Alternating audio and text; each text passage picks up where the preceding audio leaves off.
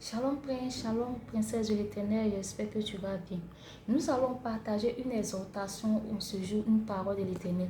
Notre exhortation est tirée du livre de 1 Samuel chapitre 9 qui parle de l'histoire de Saül, pas totalement, mais dans ce chapitre, on voit que le père de Saül a perdu ses ânesses et il envoie Saül et l'un de ses serviteurs aller chercher ses ânesses.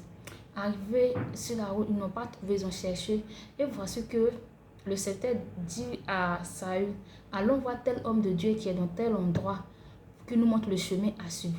Saül qui dit, on n'a rien pour présenter à l'homme de Dieu, on n'a rien pour offrir à l'homme de Dieu, on n'a rien pour rentrer, pour apporter à l'Éternel. Comment est-ce qu'on pourra aller voir l'homme de Dieu les mains vides? Comment est-ce qu'on peut entrer dans la présence de Dieu les mains vides? Et le serviteur qui dit, j'ai telle chose, on peut y aller. Je vais m'arrêter là par rapport à l'histoire que j'ai essayé de paraphraser pour vous expliquer. Je vais dire à un chrétien et une chrétienne, c'est vrai que tu n'as pas d'argent.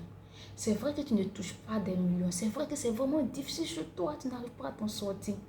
Mais bien aimé dans le Seigneur, pour aller dans certaines dimensions, pour aller à certaines hauteurs, évite dans certaines hauteurs, évite de te présenter devant la face de Dieu les mains vides.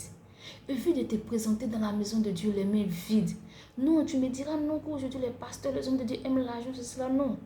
Que l'homme de Dieu, que le pasteur aime l'argent, c'est son choix, c'est son problème. Toi, ce que tu as à faire, c'est de marcher selon les principes bibliques. C'est de marcher selon la parole de Dieu. Quand on dit une offrande, ce n'est pas seulement en termes d'argent.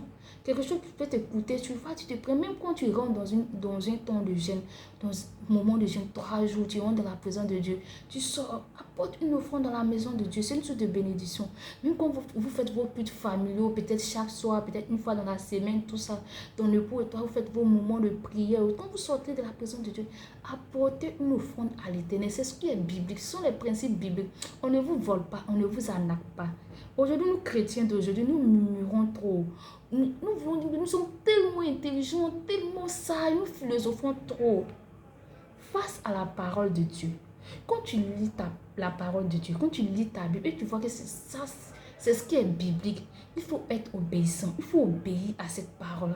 Tu vas voir que tu iras loin. Il y a certains actes qui ouvrent des portes. Il y a certaines actions qui déclenchent des types de bénédictions dans notre vie.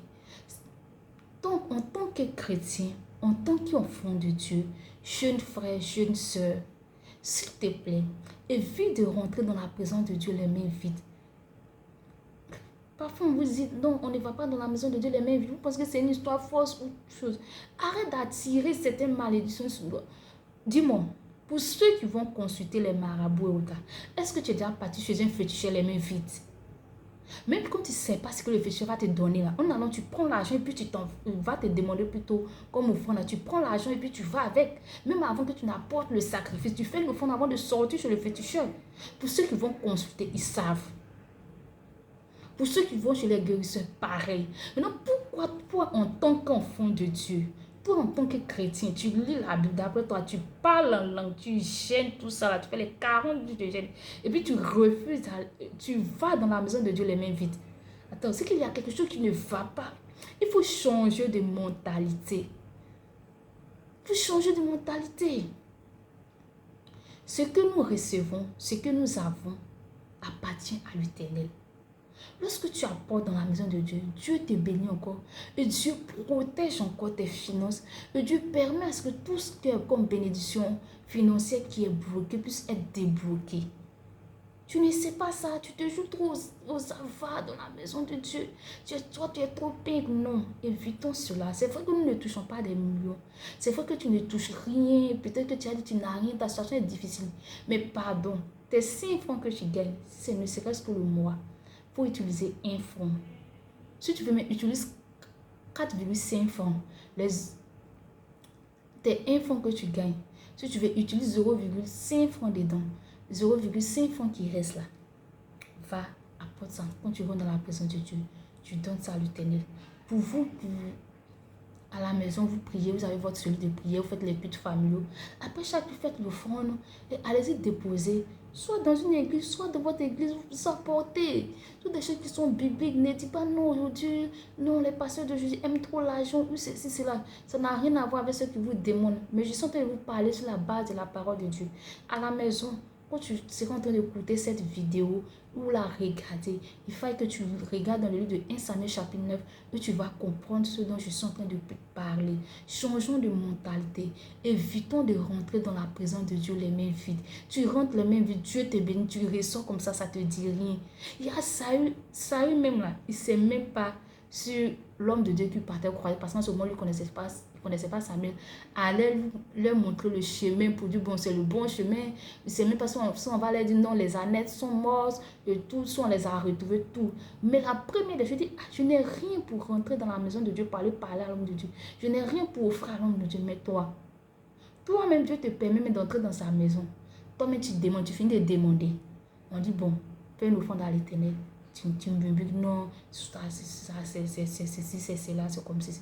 Non, changeons de mentalité. Nous n'avons rien. C'est vrai que nous ne touchons pas des millions, mais l'Éternel te fait grâce chaque jour. Donc, chaque jour, bien aimé, quand tu rentres dans la présence de Dieu, évite d'aller dans la maison de Dieu les mains vides. Même si c'est 5 francs, prie sur tes 5 francs et va donner à Dieu. Mais c'est ne serait-ce que peut-être un stylo. Prie sur ce stylo, va donner à Dieu. Quelqu'un pourra prendre pour écrire à l'école. Quelqu'un qui n'a pas de stylo, on peut offrir ça à quelqu'un et la personne sera heureuse. Et si la personne est heureuse, toi aussi tu as gagné.